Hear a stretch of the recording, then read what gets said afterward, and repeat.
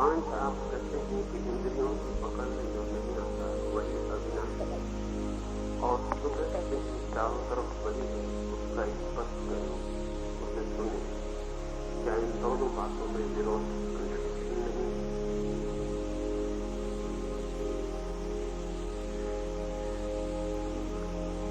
इंद्रियों की पकड़ में जो नहीं आता वही अविनाशी है। मैं कहता हूँ सुबह आपसे कि उसका स्पर्श करिए, तो मेरा अर्थ ये नहीं, इंद्रियों से तो जिसका स्पर्श होगा वो विनाशी ही होगा, लेकिन एक और भी गहरा स्पर्श है जो इंद्रियों से नहीं होता, अंतःकरण से होता है। उसे सुने, या मैं कहता हूं उसे देखें, तो वो देखना और सुनना इंद्रियों की बात नहीं, ऐसा भी सुनना है जो इंद्रियों के बिना भीतर ही होता है, और ऐसा भी देखना है जो आंखों के बिना भीतर ही होता है। उस भीतर सुनने, देखने और स्पर्श करने की भी बात, और यदि उसका अनुभव शुरू हो जाए तो फिर वो जो विनाशी दिखाई पड़ता है चारों ओर, उसके भीतर भी अविनाशी का सूत्र अनुभव में आने लगता है। विरोध जरा भी नहीं है, दिखाई पड़ता है और दिखाई पड़ेगा। धर्म की सारी भाषा ही कॉन्ट्रडिक्टरी, विरोधों से भरी हुई है। उसका कारण है क्योंकि हमें जिस भाषा का उपयोग करना पड़ता है वो भाषा उसके लिए बनाई नहीं गई है जिसके लिए हमें उसका उपयोग करना पड़ता है। स्पर्श तो बनाया गया है इंद्रिय के अनुभव के लिए, लेकिन उसका उपयोग करना पड़ता है अतीन्द्रिय अनुभव के लिए भी। दर्शन तो बनाया गया है आंख के उपयोग के लिए, लेकिन जब हम कहते हैं प्रभु दर्शन, तो आंख का कोई लेना देना नहीं है।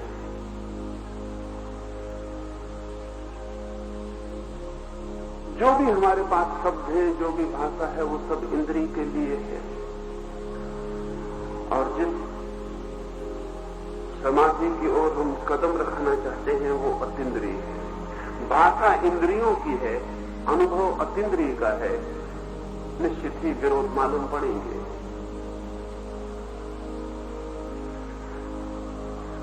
जिस भाषा में हम कह रहे हैं वो भाषा ही उसके लिए नहीं है जिसे कहना चाहते हैं। लेकिन अगर इतना समझ में आ जाए तो फिर ख्याल रखें कि भाषा केवल इशारा है। इशारे को अगर बहुत जोर से पकड़ लेंगे तो गड़बड़ हो जाएगी। इशारा छोड़ देने के लिए है। चांद की तरफ मैंने उंगली उठाई और कहा कि ये चांद है। आप चाहें तो मेरी उंगली पकड़ सकते हैं और कह सकते हैं कि चांद यहां कहां है। मेरी उंगली में चांद नहीं है। उंगली का चांद से कुछ लेना देना भी नहीं। उंगली और चांद के बीच किसी तरह का कोई संबंध भी नहीं। फिर भी अगर मेरी उंगली को छोड़कर आपकी आंखें चांद की तरफ उठ जाएं, तो उंगली चांद को बता सकती है। लेकिन अगर आप उंगली को ही जोर से पकड़ लें और कहने लगे कि इसी उंगली को बताकर तो कहा था कि चांद है, कहां है चांद, तो अड़चन होगी, तो कठिनाई होगी। शब्द निशब्द की ओर इशारा बन सकते हैं। वाणी मौन की तरफ इशारा बन सकती है, लेकिन अगर वाणी को पकड़ा तो मौन की कोई खबर न मिलेगी, और अगर शब्द को पकड़ा तो निशब्द की तरफ आंख न उठेगी। कहता हूं स्पर्श, और फिर भी प्रयोजन नहीं है स्पर्श से। कहता हूं सुने, फिर भी सुनने को वहां कोई शब्द नहीं। कहता हूं देखे, फिर भी आंखों का वहां कोई उपयोग नहीं। इशारे को समझें और यात्रा पर निकल जाएं। एक दूसरे मित्र ने पूछा है कि पुराने सन्यास और नव सन्यास में क्या फर्क है।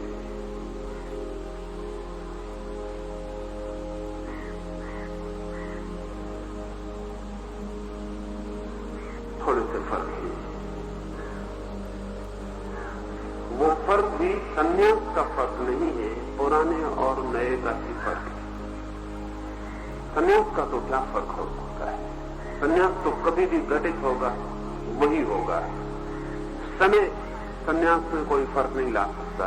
10,000 साल पहले अगर कोई सन्यासी हुआ होगा और आज कोई सन्यासी होगा तो सन्यास में तो कोई फर्क नहीं हो सकता, लेकिन रूप, आवरण, आकृति में फर्क हो सकता है, होना ही चाहिए। पुराना सन्यास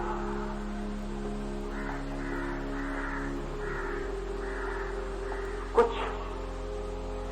आधारशिलाओं पर खड़ा था। वे आधारशिलाएं समाज से कभी की गिर गई, लेकिन पुराना सन्यास अभी भी उन्हीं पर खड़े रहने की कोशिश करता है। इससे पुराना सन्यास धीरे धीरे अवरुद्ध होता चला गया, उसकी धारा छीन हो गई, जीवन का बहुत बड़ा व्यापक समूह उसमें सम्मिलित नहीं हो पाया। अब जैसे 5,000 साल पहले अगर बेटा संन्यास लेना चाहता हो तो बाप की प्रसन्नता का कोई अंत ना होता। इससे बड़ी कोई घटना नहीं घट सकती थी कि बेटा सन्यासी हो जाए। ये बाप की प्रार्थना यही हो सकती थी कि बेटा सन्यासी हो जाए। तो उस दिन घर को छोड़कर जाना जरा भी कठिनाई न थी। पत्नी आनंदित होती उसका पति सन्यासी हुआ। क्यों? क्योंकि सारी संस्कृति, सारा समाज के सोचने का ढंग मोक्षोन्मुख था। मोक्ष ही अंतिम फल था जीवन का, वहीं पहुंच जाना है सभी को। जिस दिन समाज को हमने इस भांति तैयार किया था कि मोक्ष अंतिम मंजिल थी, उस दिन पत्नी भी चाहती थी कि पति मोक्ष पहुंच जाए, पति भी चाहता था पत्नी मोक्ष पहुंच जाए। और जब भी कोई कदम रखता तो सारा समाज, परिवार सहयोगी होता है। वही हमारी प्रार्थना थी। बेटा पैदा होता उसके पहले भी मां की प्रार्थना यही थी कि वो सन्यासी हो जाए। वो वक्त गया, समाज का सारा ढांचा बदल गया।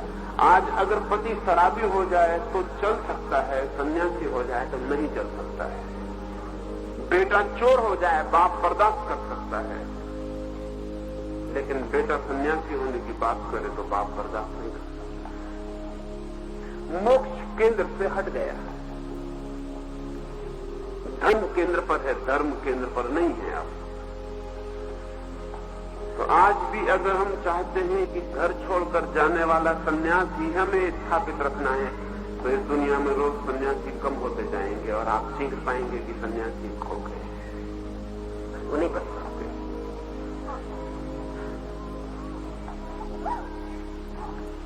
एक नए सन्यास को जन्म देना पड़ेगा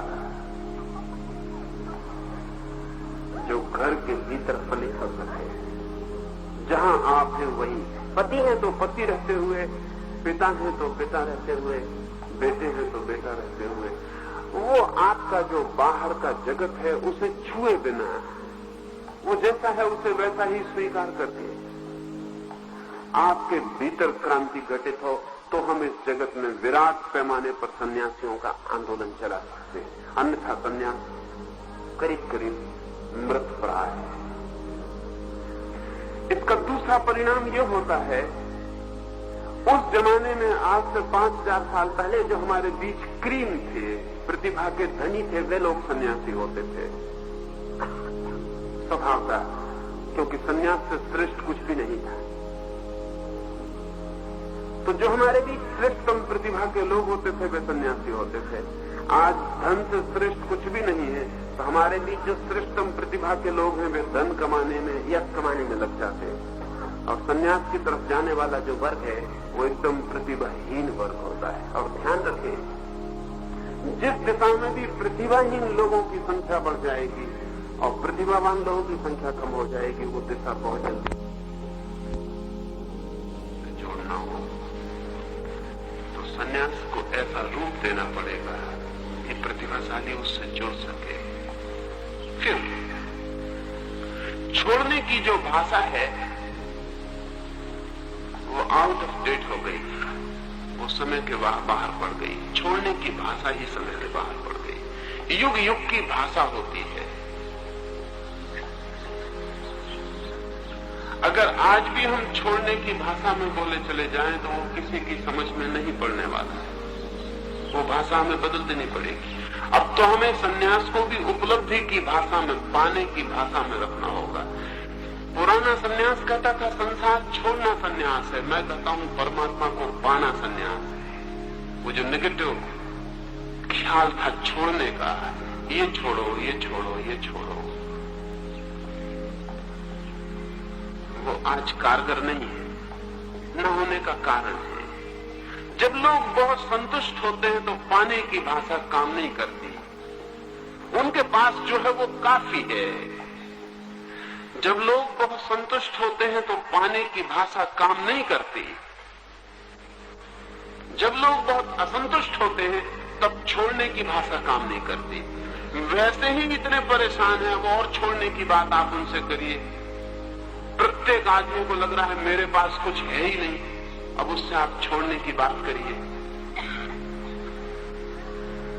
वक्त था 5-10 हजार साल पहले, प्रत्येक को लगता था उसके पास सब कुछ है। जिसके पास सब कुछ है वो छोड़ने में आनंद ले सकता है। हम सब ऐसे दीनहीन हैं, हमारे पास ज्यादा है उस समय से, लेकिन हमारी वृत्ति आज ऐसी है कि हमारे पास कुछ भी नहीं है। अब इस कुछ भी नहीं है जिसको लग रहा हो उससे कहिए छोड़िए, वो कहेगा क्या छोड़ू, मेरे पास अभी कुछ है ही नहीं। युग के साथ भाषा बदल देनी पड़ती है। पुराना सन्यास नेगेटिव लैंग्वेज, निषेध की भाषा बोलता था, नया सन्यास पॉजिटिविटी, विधायक भाषा बोलेगा, पाने की बात। और मजा ये है कि संसार को कोई छोड़ सके तो भी परमात्मा को पा लेता है, और कोई परमात्मा को पाने में लग जाए तो भी संसार छूट जाता है। ये एक ही सिक्के के दो पहलू हैं।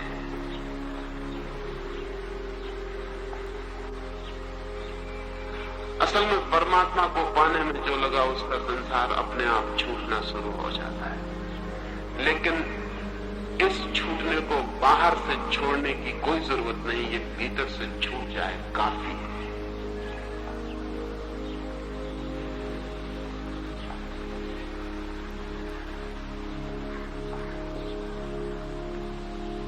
नया सन्यास आप जहां हैं आपकी परिस्थिति को वैसा ही स्वीकार करता है, मनस्थिति को बदलना चाहता है, परिस्थिति को नहीं। यद्यपि मनस्थिति के बदलते ही परिस्थिति दूसरी होनी शुरू हो जाती, क्योंकि सब परिस्थिति हमारी व्याख्या है, इंटरप्रिटेशन है। तो मैं आपसे कहता हूं संसार को छोड़ना नहीं है, संसार को अभिनय मात्र बना लेना है। पिता है, अभिनय किए चले जाएं, और ध्यान रहे अभिनय करने में जितने आप कुशल हो सकते हैं उतना कर्ता होने में कभी भी कुशल नहीं हो सकते। पिता होने को बहुत गंभीरता से न ले, खेल समझे। पति होने को बहुत गंभीरता से न ले, खेल समझे, एक नाटक का हिस्सा समझे और मजे से पूरा करें। अगर आपको संसार नाटक हो जाए तो आप सन्यास की तरफ चल पड़े। वो जो पुराना सन्यास था, उस दिन हम सन्यासी को सिर पर ले लेते थे, क्योंकि सारा समाज मानता था कि हम नहीं हो सके तो कोई बात नहीं, एक भी अगर हमारे बीच फूल खिल सका है तो हम उसे सिर पर ले लेते थे। सम्राट भी सन्यासी के पैर में गिर जाता था। आज सन्यासी को फिक्र करनी पड़ती है कि फला मिनिस्टर उससे मिलने आ जाए, अखबार में नाम छप जाए तो बहुत अच्छा। आज कोई सन्यासी के पास जाता हुआ मालूम नहीं पड़ता। हाँ, हारे हुए लोग जाते हैं। कोई मिनिस्टर हार जाए इलेक्शन में तो सन्यासियों की शरण में जाता है, जीता हुआ कोई भी नहीं जाता। जैसे ही कोई पदों से च्युत होता है वैसी धर्म भावना पैदा होनी शुरू हो जाती है, नहीं तो नहीं पैदा होती।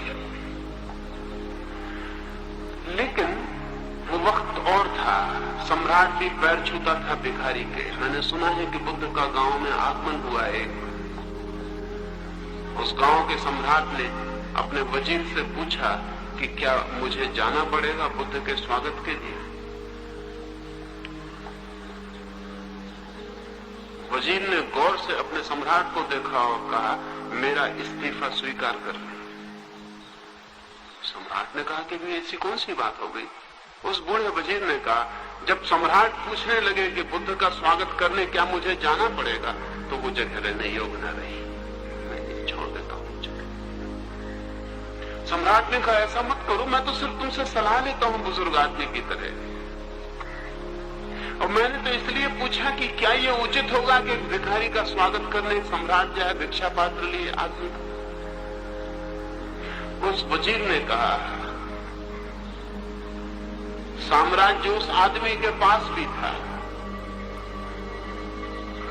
वो उसे छोड़ सका है। साम्राज्य आपके पास भी है, अभी आप उसे पकड़े हुए हो। वो रास्ते का भिखारी दिखाई पड़ता है, लेकिन सम्राटों का सम्राट है, क्योंकि साम्राज्य को छोड़ सका है। तुम सम्राट दिखाई पड़ते हो, लेकिन भिखारियों में भिखारी हो, क्योंकि भी इतने जोर से पकड़े हुए हो। उसका स्वागत करने जाना ही पड़ेगा। ये वक्त और था, तब छोड़ के आदमी इतना धनी हो जाता था जिसका हिसाब नहीं। सड़क का भिखारी होकर सम्राट हो जाता था, वो दिन और थे। निषेध की भाषा काम करती थी। छूटकर इतना मिलता था जिसका हिसाब नहीं, आज मिलकर भी उतना नहीं मिलता है, तो भाषा बदलनी पड़ती है। तो मैं उपलब्धि की भाषा बोलता हूं और कहता हूं कुछ छोड़ना मत, जहां है वहीं रहकर जो भी चारों तरफ हो रहा है उसे नाटक का समझ लेना और करते चले जाना। नाटक समझते ही भीतर से कुछ धागा टूट जाएगा, सेतु टूट जाएगा, ब्रिज गिर जाएगा, जो जोड़ता था मोह, जोड़ती थी आसक्ति, वो विदा हो जाएगी। और आज समाज सन्यासी को खिलाने के लिए राजी नहीं होगा, क्योंकि वो तो तब खिलाने पिलाने के लिए राजी था जब सोचता था कि सन्यास जीवन का फूल है। अभी थाईलैंड की सरकार ने नियम बनाया है कि कोई भी व्यक्ति बिना सरकारी आज्ञा के सन्यास नहीं ले सकेगा। अब जिस दिन सरकारी आज्ञा लेनी पड़ती हो सन्यास के लिए, उस दिन सन्यास का क्या मतलब होगा? वो कोई ड्राइविंग लाइसेंस है? सन्यास का लाइसेंस लेना पड़ेगा। लेकिन मजबूरी है, वक्त की मजबूरी है। थाईलैंड की आबादी है 4 करोड़ और 20 लाख सन्यासी हैं। वो 20 लाख सन्यासियों को 4 करोड़ की आबादी अब पालने को राजी नहीं है। मुश्किल भी है, 4 करोड़ की आबादी में 20 लाख सन्यासियों को कैसे पाला जा?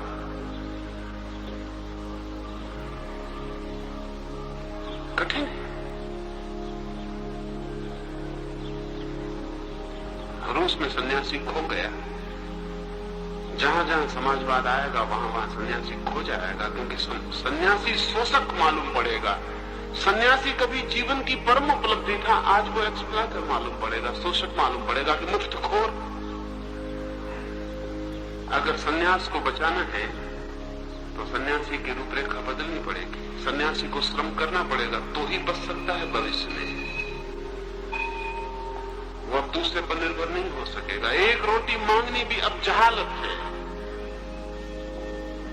वो दिन और थे, सन्यासी को भिक्षा तो देनी ही पड़ती थी, साथ में सन्यासी का धन्यवाद भी करते थे लोग कि तुमने भिक्षा स्वीकार की। दक्षिणा का वही अर्थ है, भिक्षा के बाद दिया गया धन्यवाद। आपने भिक्षा स्वीकार की, ये अनुग्रह है आपका। आज भिक्षा देने को कोई राजी नहीं है। भिक्षा देने के बाद अनुग्रह सन्यासी को ही स्वीकार करना पड़ेगा कि बड़ी कृपा है आपकी कि 2 रोटी मुझे दी। वो दिन बहुत अद्भुत रहे होंगे। कैसे लोग थे, भिक्षा देंगे, पैर छुएंगे, फिर दक्षिणा देंगे धन्यवाद की कि आप आए। आप इंकार भी कर सकते थे। आज हम पूछते हैं कि सन्यासी जो खा रहा है इसके बदले में क्या दे रहा है। आज पुराना सन्यास टिक नहीं सकता। आप उसे थोड़े बहुत दिन खींच ले, वो मर गया, वो बच नहीं सकता, क्योंकि समाज का पूरा रुख और है।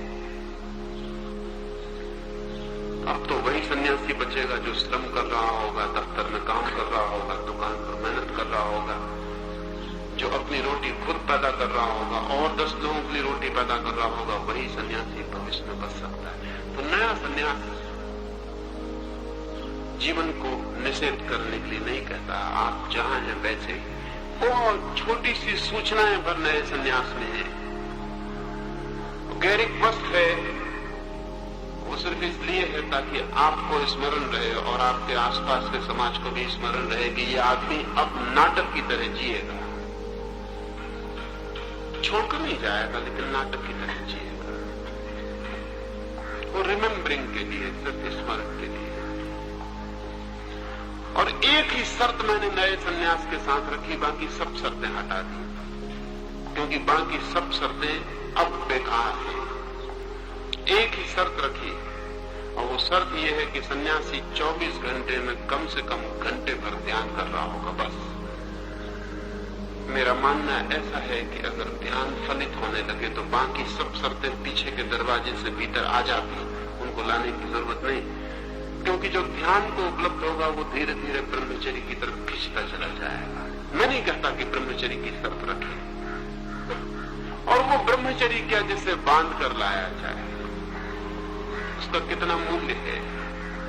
लेकिन ध्यान गहरा होगा तो काम वासना नीचे गिरेगी अपने आप। अगर न गिरे तो यही समझना कि ध्यान नहीं ठीक हो रहा है, और कुछ समझने की जरूरत नहीं। मैं नहीं कहता क्रोध मत करना, क्योंकि ध्यान बढ़ेगा तो क्रोध असंभव हो जाएगा। मैं नहीं कहता कि मांसाहार छोड़ना, क्योंकि जिसका ध्यान गहरा होगा वो मांसाहार कर कैसे पाएगा।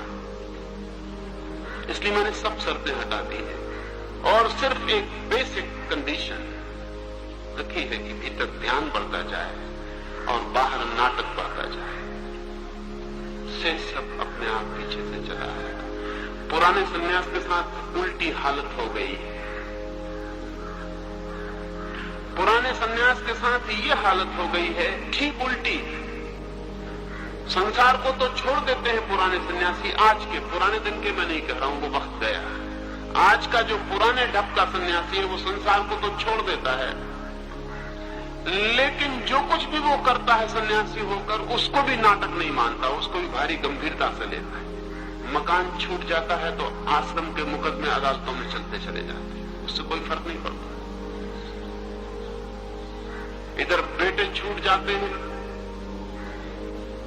तो उधर किस शिष्य को उत्तराधिकारी बनाना है जारी रहता है, कोई फर्क नहीं पड़ता। नाटक नहीं हो पाता, और जिसको नाटक ही हो सकता है वो घर में ही नाटक कर सकता है। आश्रम तक जाने की ऐसी कोई खास जरूरत नहीं। और सारी शर्तें पूरी करने की कोशिश की जाती, सिर्फ एक ध्यान की शर्त पूरी नहीं हो रही। पुराने ढप का सन्यासी सब शर्तें पूरी कर देता, सिर्फ ध्यान पूरा नहीं कर पा रहा। इधर मैं मुल्क में घूमता हूं, बुजुर्ग से बुजुर्ग सन्यासी भी पूछता है कि ध्यान कैसे करें। आया उसके 2 दिन पहले 80 वर्ष के एक वृद्ध सन्यासी आए, 1932 में सन्यास लिया है, डॉक्टर थे, 5 ही साल शिक्षा के बाद काम किया और फिर छोड़कर सन्यास ले लिया। 80 साल की उम्र है, वो मुझसे पूछने आए कि ध्यान कैसे करूं। तो मैंने उनसे पूछा कि आपने सन्यास लिए 1932, 40 साल बीतते हैं, आपने अपने गुरु से नहीं पूछा? उनका गुरु ने तो कहा था कि ये खाना छोड़ देना, इतने वक्त उठना, इतने वक्त सोना। तो मैं सारा जो उन्होंने नियम विधि बताई थी पूरी कर रहा हूं, लेकिन ध्यान की बात तो उन्होंने मुझे बताई ही नहीं। माला फेरता हूं, ब्रह्म सूत्र पढ़ता हूं, उपनिषद पढ़ता हूं, अध्ययन मनन करता हूं, चिंतन करता हूं, लेकिन ध्यान।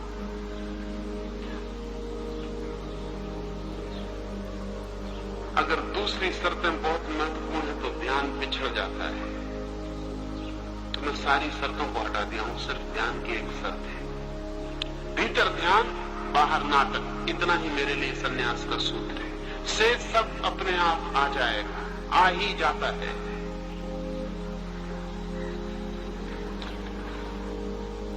सुबह के ध्यान के संबंध में 2 बातें आपको कह दूं, फिर हम ध्यान में संलग्न हूं। एक तो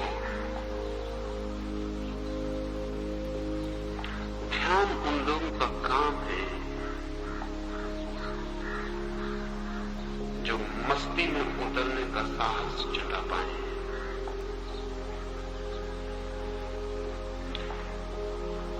गैर हिम्मत लोगों का काम नहीं है, बुज़दिल का काम नहीं है।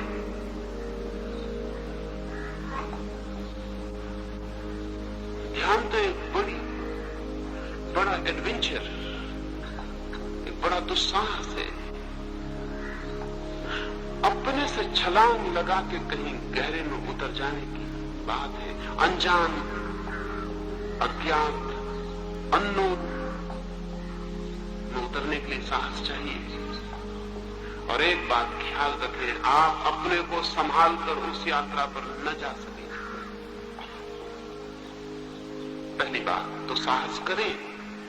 जो आप हैं इस तरह रह के तो आपने काफी देख लिया, कुछ पाया नहीं। अब एक हिम्मत कुछ और तरह जीने की भी कर लें, अन्यथा इसी भांति मर जाएंगे। जो भी आप हैं उस तरह तो रह के आपने, किसी ने 30 साल, किसी ने 40 साल, किसी ने 70 साल देख लिया, कुछ पाया नहीं है। अब मैं आपको कहता हूं एक और हिम्मत करके भी देख लें, शायद। लेकिन आप अपने पुराने ढप को पकड़ के खड़े रहते हैं। आप कहते हैं मैं तो कभी नाचा नहीं, मैं कैसे नाच सकता हूं। मैं तो कभी कीर्तन किया नहीं, मैं कैसे कीर्तन कर सकता हूं।